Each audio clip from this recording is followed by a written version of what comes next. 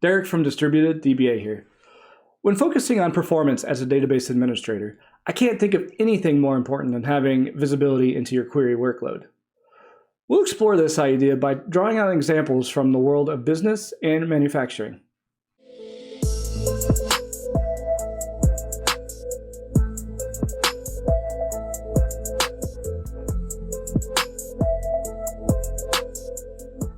The golden rule for any sort of activity related to performance improvement comes from the famous management consultant Peter Drucker. What isn't measured can't be improved. There was also an old book that revolutionized American business called The Goal.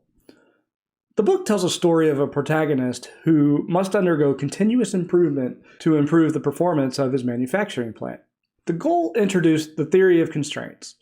This is another important concept for any sort of activity related to performance improvements. In a nutshell, to improve the performance of a system, you must focus on the single bottleneck holding up that system. Once you fix that bottleneck, then you can move on to the next one, and as a net result, the overall system performance improves. Let me use a game called FactoryTown to highlight these concepts. So FactoryTown is all about making improvements to production pipelines to maximize output.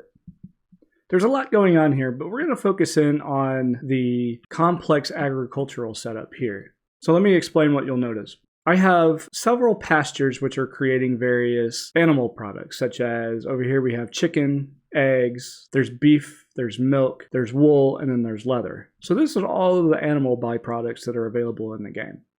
Now, each pasture requires a certain number of animal feed to produce its output, and that's what's being piped into each pasture through these chutes.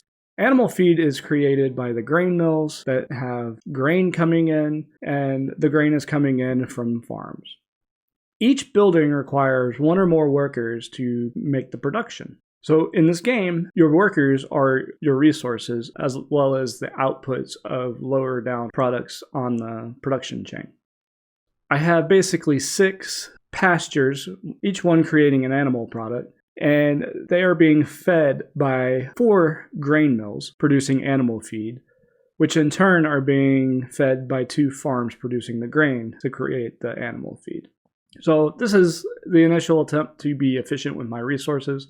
Now, by looking at the production output, we can clearly see that there are bottlenecks to various production items. So for instance, down here, where we're creating chicken and eggs, we'll see that the bottleneck is after production. Like they're on the conveyor belt, they've been produced, and now they're coming into the barn and being backed up by the chicken not being processed fast enough. So that's one form of bottleneck. Another form of bottleneck, though, is the beef. Right now, you'll see that the beef is being produced fairly slowly. Now, if I click on the beef, we can see that it's being produced slowly. Watch this meter go, and it kind of sits there until it gets enough animal feed.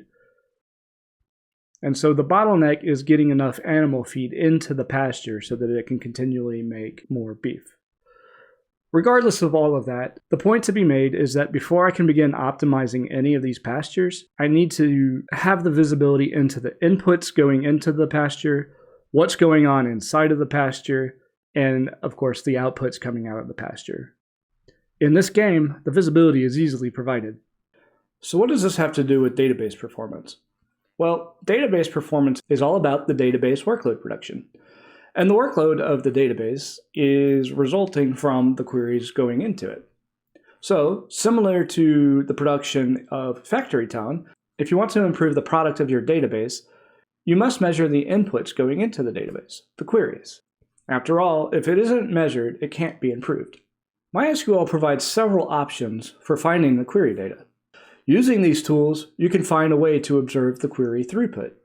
This query data is helpful for answering many questions like, is the workload new? Or what's happening right now in my system? Unfortunately, these tools fall short when answering historical questions and comparing workload over time.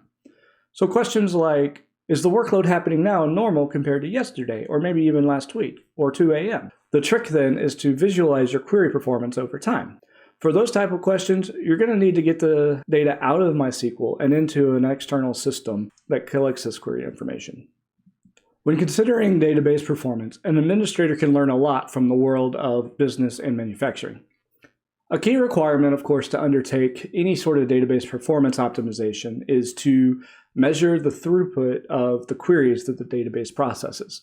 If you're going to be efficient and systematically improve your database performance, make sure you have the systems in place to collect and measure your query performance over time.